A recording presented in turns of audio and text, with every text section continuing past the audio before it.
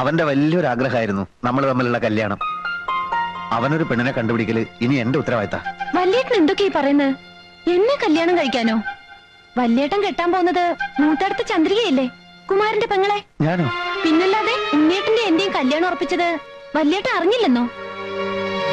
കുഞ്ഞേഷ, നിനക്കെന്താ ഭ്രാന്ത് പിടിച്ചോ? ഇവിടെ എല്ലാം തീരുമാനിച്ച് ഉറപ്പിച്ചല്ലേ? ഇല്ല, മനഃപൂർവ്വം എല്ലാരും ചേർന്ന് എന്നെ ചതിക്കായിരുന്നു. ഓർമ്മ വെച്ച കാലം തൊട്ട് ഇന്ദുലേഖയെ ഇവിടെ കൊണ്ട് നടക്കുന്നവനാ ഞാൻ. അവളെ ഞാൻ മറ്റാർക്കും വിട്ടുകൊടുക്കില്ല അച്ഛാ. അങ്ങനെ അവിടെ കൊണ്ടു നടക്കാൻ നിനക്ക് ആരാണ് അനുവാദം തന്നത്? കുഞ്ഞേഷ, വാക്കുകൊടുത്ത തിരിശ്ശേരി മാധവൻ മൈതര എതിർക്കാൻ നിന്നാണ്ടല്ലോ ശരിപ്പെടുത്തി കളയും ഞാൻ. ആരെ? നിന്നെ തന്നെ. അത് വേണ്ടി വരില്ല അച്ഛാ. ഉണ്ണി ഇന്ദുലേഖയെ കെട്ടുന്ന ദിവസം ഈ വീടിന്റെ ഉത്തരത്തിൽ കിടന്നാടുന്നത് ഞാനായിരിക്കില്ല, എന്റെ മൃതദേഹമായിരിക്കും. കുഞ്ഞേഷ, വാക്ക് പാലിക്കുന്ന തിരിശ്ശേരി മാധവൻ വൈദ്യർ എന്ന് പറയുന്ന ഇതേ അച്ഛന്റെ മോനാ ഞാൻ. അമ്മാവനെ കണ്ട് ഇന്ന് തന്നെ ഒരു തീരുമാനമെടുത്തെങ്കിൽ തെക്കേ കണ്ടത്തിൽ എനിക്കുള്ള കുഴി കുത്താൻ ഇപ്പൊ തന്നെ ആളെ വിളിച്ചോളൂ. എങ്ങനെ കല്യാണം കഴിക്കുമ്പോ അളിയൊരു നട്ടലുണ്ടായിരുന്നു, അതിപ്പോ എവിടെ പോയി? ഊരി പത്താഴത്തിൽ വെച്ച് പൂട്ടിയോ? നാഴികയ്ക്ക് 40 വട്ടം തിരിശ്ശേരി മാധവൻ മൈത്തിരെ എന്ന് പറയുന്ന ആളാണല്ലോ. നാളെ ഇല്ലേ അളിയന് ആ നിർഗുണന്റെ കാര്യം പറഞ്ഞിട്ട് ഇങ്ങോട്ട് വരാൻ? അവനും എന്റെ മോനല്ലേ ശിവശങ്കര. അളിയ, എനിക്ക് അവളൊരു മോളേ ഉള്ളൂ. അവൾക്ക് തൽക്കാലം ഒരു ഭർത്താവ് മതി. ഉന്നേഷം വല്ല കടുങ്ങയും കാണിച്ച ജീവിതകാലം മുഴുവൻ നമ്മൾ ദുഃഖിക്കേണ്ടി വരും. ഒരു കാര്യം ഞാൻ പറഞ്ഞേക്കാം, ഒരു തെണ്ടി പട്ടിക്ക് കൊടുത്താലും എന്റെ മോളെ ഞാൻ കുഞ്ഞീഷന് കൊടുക്കില്ല. വൈദ്യരെ, വൈദ്യരെ എവിടെയൊക്കെ തിരക്കി? ആ കാവങ്ങലെ വേലാതിന് അണലി കടിച്ചു. വൈദ്യരെ എത്രയും പെട്ടെന്ന് ഒന്ന് വരണം.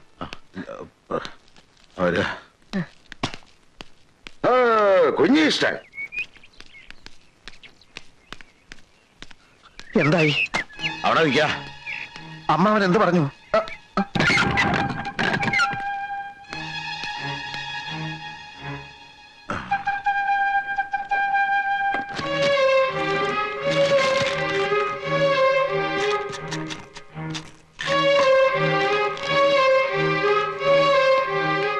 എന്താ ഇത്ര ധൃതി? കാവങ്കല വേലാതിനെ അണലി കടിച്ചു, ഉടനെ പോയേ പറ്റൂ. അണലിയല്ല, രാജവമ്പാല കടിച്ചാൽ എനിക്ക് പ്രശ്നമല്ല. അച്ഛൻ പോയ കാര്യം പറ. ഞാനിവിടെ കിടന്ന് തീ തിന്ന. കുറച്ചുകൂടെ തീ തിന്നുക, എന്നിട്ട് അതിന്റെ കൂടെ കുറച്ച് മണ്ണോടെ കഴിച്ചോളൂ. ഒന്ന് ആളി പടരട്ടെ, എന്നാലും അതിന്റെ ബുദ്ധി ഒന്ന് ഉണരൂ. ഇല്ല, എനിക്ക് വിവരം അറിയണം. അറിയാനൊന്നും ഇല്ല. നാട്ടിൽ തെന്നെടുക്കുന്ന പട്ടിക്ക് കൊടുത്താലും അവിടെ നിനക്ക് കെട്ടിച്ചു തരില്ലാന്ന് പോരെ? ഇല്ല, ഇത് അച്ഛനും അമ്മാവനും ചേർന്ന് നടത്തിയ ഏതോ ഒരു ഗൂഢാലോചനയുടെ ഫലമാണ്. ഇന്ദുലേഖ ഞാനിത് സമ്മതിക്കുന്ന പ്രശ്നമേ ഇല്ല. ചിലക്കരുത്, കൊന്നുകളെ ഞാൻ. നിനക്ക് വേണ്ടി വക്കാലത്ത് പറയാൻ പോയിട്ട് നാണം കെട്ടിട്ട് ഞാൻ ഇറങ്ങിപ്പോകുന്നത്. എന്ത് കണ്ടിട്ടാടാ ഒരു അച്ഛൻ തന്റെ മകളെ നിന്നെ പോലെ ഒരുത്തനോട് പറഞ്ഞു വിടുന്നത്? പഠിപ്പും മറുതയും കണ്ടിട്ടോ? പണവും പ്രതാപം കണ്ടിട്ടോ?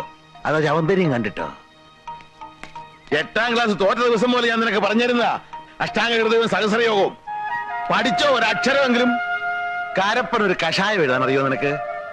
ഒരെണ്ണ കാച്ചി തളിക്കുമ്പോ ശരിയായിട്ട് അടുപ്പിൽ നിന്ന് ഊതാൻ അറിയോ നിനക്ക്? എന്താണ് അതിന്റെ യോഗ്യത? പാടുവിട്ടിക്കഴുതേ. പിടിച്ചോളോ, വരിക.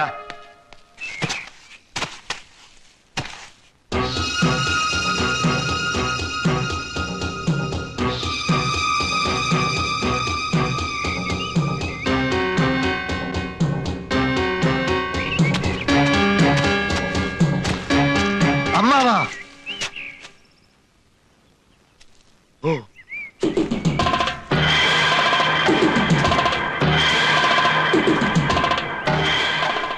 കുഞ്ഞീഷ, കൊല്ലും ഞാൻ. കൊന്നു കൊല വിളിക്കും. പിടിക്കടാ ഇവനെ. അനങ്ങിപ്പോവരുത്. അനങ്ങിയാൽ അമ്മാവനെയും കൊല്ലും, ഞാനും ചാവും. നീ ചത്തോ? അതിന് എന്നെ കൊല്ലുന്നെന്തിനാ? ഒരു തെണ്ടി പട്ടിക്ക് കൊടുത്താലും എനിക്ക് എന്റെ ഇന്ദുവിനെ തരില്ല എന്നല്ലേ? വേണ്ട, എനിക്കവളെ വേണ്ട. എനിക്ക് അമ്മാവന്റെ ചോര മതി, ചൂടും ചോര. കുഞ്ഞീഷ, നീ ആ കത്തി താഴെയിട്. അത് ശരീരത്തെ കൊണ്ട് മുറിയും. മുറിഞ്ഞ ചോര വരും. വരണം. ചോര മാത്രല്ല, കൊടലുമാലയും വരണം. അരുത് കുഞ്ഞീഷ, അബദ്ധങ്ങളൊന്നും കാണിക്കരുത്. നീ ഞാനും ഒരു ചോരയാ. ഞാൻ നിന്റെ അമ്മാവനാ, വെറും അമ്മാവനല്ല. രാപകലില്ലാതെ തോളത്ത് കയറ്റി അമ്പിളിമാമനെ കാണിച്ച് വാവോ വാവോ എന്ന് പറഞ്ഞ് താരാട്ട് പാടി അടുത്ത കാലത്ത് ഉറക്കിയത് ആരാടാ? മറ്റാരുമല്ല, ഈ അമ്മാവനാ. നിനക്കറിയാൻ മേലെങ്കിൽ നീ നിന്റെ അമ്മയോട് പോയി ചോദിക്കടാ. അങ്ങനെയുള്ള ഈ അമ്മാവനെ നിനക്ക് കൊല്ലാൻ പറ്റുമെങ്കിൽ നീ കൊല്ല്. എന്താ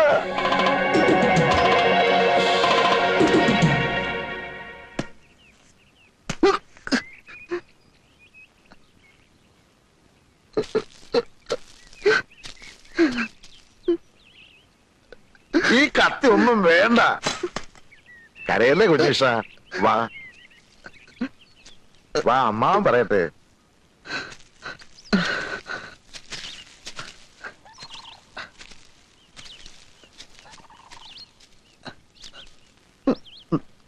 നിനക്കെന്താ ഭ്രാന്ത് പിടിച്ചോ കുഞ്ഞീഷ? ഭ്രാന്തൻ കുമാരന്റെ അളിയനാവാൻ പോകുന്ന ആൾക്കും ഇത്തിരി ഭ്രാന്ത് ഉണ്ടാവുന്നതല്ലേ നല്ലത്. കുഞ്ഞീഷ, നമ്മളൊരു വിത്തുമാകുന്നു, വളമിടുന്നു, വെള്ളമൊഴിക്കുന്നു, അത് ചെടിയാകുന്നു, ദാ ഇതുപോലൊരു മരമാകുന്നു. ഒടുവിൽ പൂക്കുന്നു, കായ്ക്കുന്നു, കായ പഴുക്കുന്നു. പഴുത്ത ആ കായെ മറ്റൊരുത്തൻ തട്ടിക്കൊണ്ടുപോയാൽ നമുക്ക് സഹിക്കോ കുഞ്ഞീഷ? അതുപോലെ നിന്റെയും എന്റെയും നിന്റെ അച്ഛന്റെയും അമ്മയുടെയും വേർപാടാ ഉണ്ണികൃഷ്ണന്റെ MBBS, നമ്മുടെ എല്ലാം കഠിനാധ്വാനത്തിന്റെ പഴം. ആ പഴം വേറെ ഏതോ ഒരു തറവാട്ടുകാർക്ക് കൊത്തിപ്പറിക്കാൻ കൊടുക്കണോ കുഞ്ഞീഷ? അതൊഴിവാക്കാൻ വേണ്ടിയാണ് ഇന്ദുവിനെ ഉണ്ണീഷൻ തന്നെ കെട്ടണമെന്ന് ഞാൻ പറയുന്നത്. ഇത്രയും നല്ലൊരു ഉദ്ദേശം അമ്മാവന്റെ മനസ്സിലുണ്ടായിരുന്നെന്ന് ഞാൻ അറിഞ്ഞിരുന്നില്ല. പക്ഷെ അമ്മാവനൊരു കാര്യം മറന്നു. അതേത് കാര്യം? അത് എനിക്ക് പഠിപ്പും വിവരമില്ലല്ലോ. അതുകൊണ്ട് തന്നെ നല്ലൊരു തറവാട്ടിൽ നിന്ന് ഒരു പെണ്ണിനെ കിട്ടാൻ വലിയ പ്രയാസ. അഥവാ കിട്ടിയാൽ തന്നെ വേലയും കൂലിയില്ലാത്ത എന്നെ അവർ ബഹുമാനിക്കൂ. അവരുടെ പറമ്പ് കിളച്ചും അവരുടെ അടുക്കളയിൽ പണി ചെയ്തും ഇനിയുള്ള കാലം ഞാൻ ജീവിക്കേണ്ടി വരും.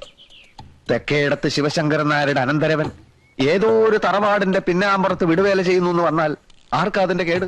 അമ്മാവന് പിന്നെ നാട്ടിൽ തലയുയർത്തി നടക്കാൻ പറ്റുമോ? ആ ഒറ്റ കാരണം കൊണ്ടാണ് ഇന്ദുവിനെ ഞാൻ തന്നെ കെട്ടാമെന്ന് ഞാൻ തീരുമാനിച്ചത്. നീ പറയുന്ന ന്യായമൊക്കെ എനിക്ക് ഇഷ്ടപ്പെട്ടു. ഒരു കാര്യത്തിനെ എനിക്ക് അഭിപ്രായ വ്യത്യാസമുള്ളൂ. ഇത്രയും കാലം അച്ഛന്റെ കൂടെ വൈദ്യം പഠിച്ചിട്ട് ഒരു രോഗിയെങ്കിലും നീ ചികിത്സിച്ചോ? ആ വകുപ്പില് ഒരു 5 റുപ്യെങ്കിലും നീ സമ്പാദിച്ചോ? ഇനി ഞാൻ തുറന്നു പറയാം, വെമ്പടി കയ്യിലുള്ളവന് മാത്രമേ എന്റെ മോളെ ഞാൻ കെട്ടിച്ചു കൊടുക്കൂ. മനസ്സിലായോ?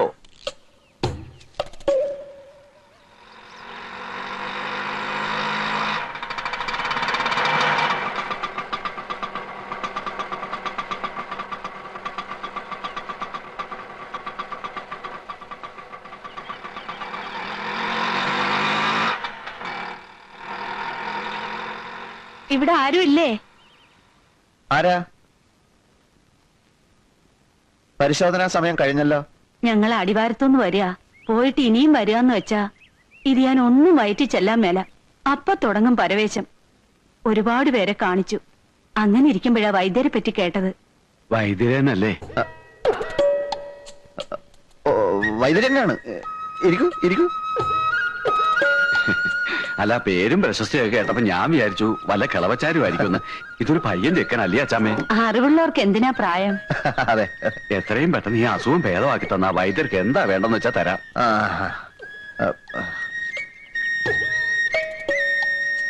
നാക്ക് നോട്ടു.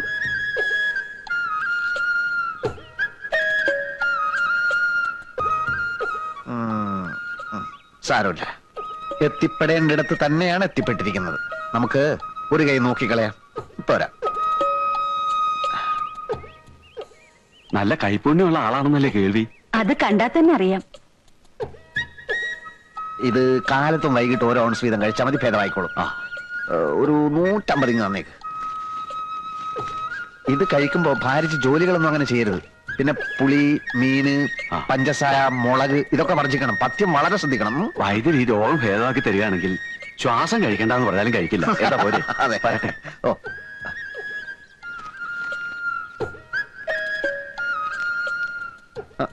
അച്ഛനെ കാണാൻ വന്നവരാ പോയത്? അല്ലല്ലല്ല, മകനെ കാണാൻ വന്നവരാ. രോഗിയെ പരിശോധിച്ചു, രോഗവും പിടികിട്ടി. ചില പ്രത്യേക ചേരുവകളൊക്കെ ചേർത്ത് മരുന്നും കൊടുത്തു. 150 രൂപയും വാങ്ങിച്ചു. ഇതൊക്കെ എനിക്കും സാധിക്കും കേട്ടോ അമ്മേ. എന്റെ ദൈവമേ,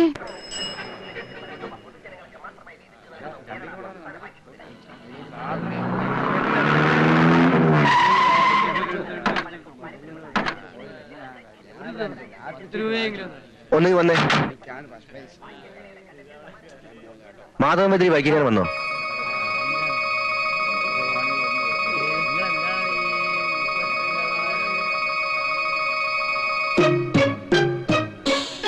ഈ ഭൂമിയുടെ ഏതറ്റത്തുണ്ടെങ്കിലും ആ കൈവറവനെ ഞങ്ങൾ പൊക്കും. വണ്ടി കയറോ.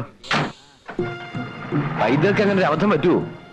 ഇക്കണ്ട കാലത്തിനിടയ്ക്ക് എത്രയെത്ര സൂക്കേടാ വൈദ്യര് മാറ്റിയത്. ഇതിപ്പോ മരുന്ന് മാറിക്കൊടുത്തു എന്നൊക്കെ പറയുമ്പോ ഏത് ദേവേന്ദ്രനും പറ്റൂലോ അബദ്ധം. പിന്നല്ലേ വൈദ്യര്. ഏതായാലും ആള് തട്ടിപ്പോയ സ്ഥിതിക്ക് വൈദ്യരുടെ കാര്യം പോക്കാം. എന്താ സംഭവം? അച്ഛനെന്തോ മരുന്ന് മാറിക്കൊടുത്തു എന്നോ ഒരാള് മരിച്ചു എന്നോ അവരച്ഛനെ തേടി ഇറങ്ങിയിരിക്കുക. ഒന്ന് കിടക്കണുണ്ടോ? കിടക്കേ, അവനെ വെട്ടിക്കൊല്ലാണ്ട് എനിക്ക് ഉറക്കം വരില്ല. അങ്ങാടി മരുന്നിന്റെ പേര് പോലും അറിയാൻ വയ്യാത്തവനാ ചികിത്സിക്ക. ഇനി വരട്ടെ, എന്റെ മകനാണെന്ന് നോക്കില്ല ഞാൻ. വെട്ടി അരിഞ്ഞ് കഷ്ണമാക്കും ഞാൻ. നിങ്ങളൊന്ന് സമാധാനായിട്ടിരിക്കൂ. എങ്ങനാ സമാധാനിക്ക? കൊലക്കേസല്ലേ നിന്റെ മോൻ ചെയ്തു വെച്ചേക്കണേ? ഒരു കയ്യബദ്ധം പറ്റിപ്പോയതല്ലേ. അങ്ങനെ പറഞ്ഞാ പോലീസും കോടതിയും വെറുതെ വിടുമെന്നാ നിന്റെ വിചാരം? അത് പോട്ടെ, അവൻ ചികിത്സിച്ച് കൊന്ന് ആരെയാ? 10-17 കൊലക്കേസിലെ പ്രതി മണിമല മാത്തച്ഛന്റെ തന്തയാ. മാത്തച്ഛന്റെ കയ്യിലെങ്ങാനും കിട്ടിയാലുണ്ടല്ലോ, കഴിവട മോനെ വെട്ടിയെറിയി പട്ടിക്കിട്ട് കൊടുക്കും. കണ്ടവന്റെ കൈ കൊണ്ട് ചാകുന്നതിലും ഭേദം ഞാൻ തന്നെ അങ്ങ് അവസാനിപ്പിക്ക. ഇനി വരട്ടെ.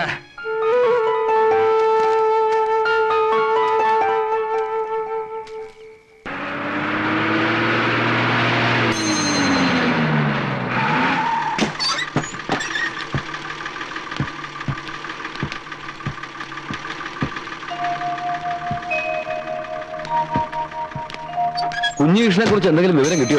ഇല്ല, പോലീസിൽ പരാതി കൊടുത്തിട്ടുണ്ട്. പിന്നെ ഉണ്ണിയും പട്ടണത്തിലൊക്കെ അന്വേഷിക്കുന്നുണ്ട്. പത്രത്തില് കാണാനില്ല എന്നൊരു വാർത്ത കൊടുത്താൽ നന്നായിരിക്കും. ആ മാത്തച്ഛന്റെ ആൾക്കാർ തട്ടിക്കൊണ്ടുപോയതായിരിക്കും, അല്ലാതെ എവിടെ പോവാനാ? ആ കിളവൻ ചത്തിട്ടില്ലാത്ത സ്ഥിതിക്ക് മാത്തച്ഛനെ വിട്ടുകൂടെ? ഇടത്തെ കൈന്റെ സ്വാധീനം നഷ്ടപ്പെട്ടു എന്നല്ലാതെ പേടിച്ച പോലൊന്നും സംഭവിച്ചില്ലല്ലോ. ഇനിയിപ്പൊ കൈ കുഴഞ്ഞു പോയതിന്റെ പേരിൽ കുഞ്ഞീഷനെ അവരെന്തെങ്കിലും ചെയ്തു എന്നാണ് എന്റെ സംശയം. ഇവിടെ ആരും ആ കുട്ടിക്ക് മനസ്സമാധാനം കൊടുത്തിട്ടില്ല. ചെയ്യുന്നതൊക്കെ കുറ്റം. എത്ര കാലം വെച്ചാ സഹിക്ക? ഇത്തിരി വെള്ളം ചോദിച്ചു വാങ്ങി കുടിക്കാനുള്ള ബുദ്ധിയും കൂടി ഇല്ല. കരയാതെ രക്ഷപ്പെടുത്തി. കുഞ്ഞീഷ്ണൻ ദൂരെ എങ്ങും പോയിട്ടുണ്ടാവില്ല. ഇങ്ങനെ കരഞ്ഞ വല്ല സൂക്കേടും പിടിക്കൂലേ? എണീറ്റ് വന്ന് വല്ലതും കഴിക്കമ്മായി. വേണ്ട മോളെ, ഒന്നും ഇത്തുണ്ടെന്ന് ഇറങ്ങില്ല. എന്റെ പെങ്ങള് വിഷമിക്കാണ്ടിരിക്കേ. അവൻ മരിച്ചിട്ടൊന്നും ഉണ്ടാവില്ല. ഇനിയിപ്പോ അങ്ങനെ വല്ലതും സംഭവിച്ചാൽ തന്നെ അത് വിധിയാണെന്ന് കരുതിയാ മതി. എന്താ അച്ഛാ ഇത്?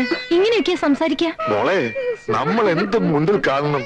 വരാനുള്ളതൊക്കെ വഴി തങ്ങുമോ? നിങ്ങൾ പോകുന്നുണ്ടോ? ആ, എന്റെ വിഷമം നിങ്ങൾക്ക് ആർക്കും മനസ്സിലാവില്ല.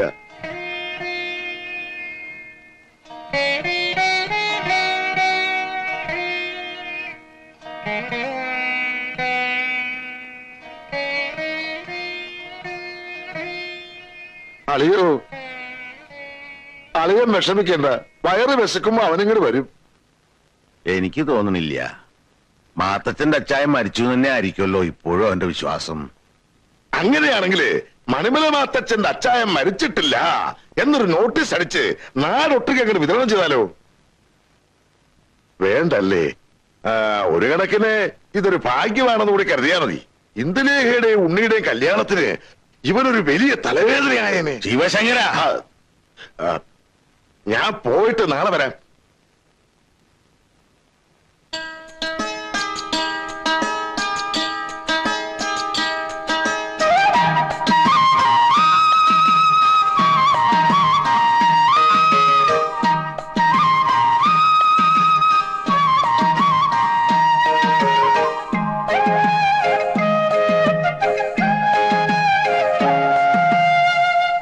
നമ്മുടെ ഉണ്ണീഷൻ അല്ല, ഡോക്ടർ ഉണ്ണീഷൻ വെറും പനി തലവേദനയും മാത്രം ചികിത്സിക്കുന്ന ഡോക്ടറല്ല.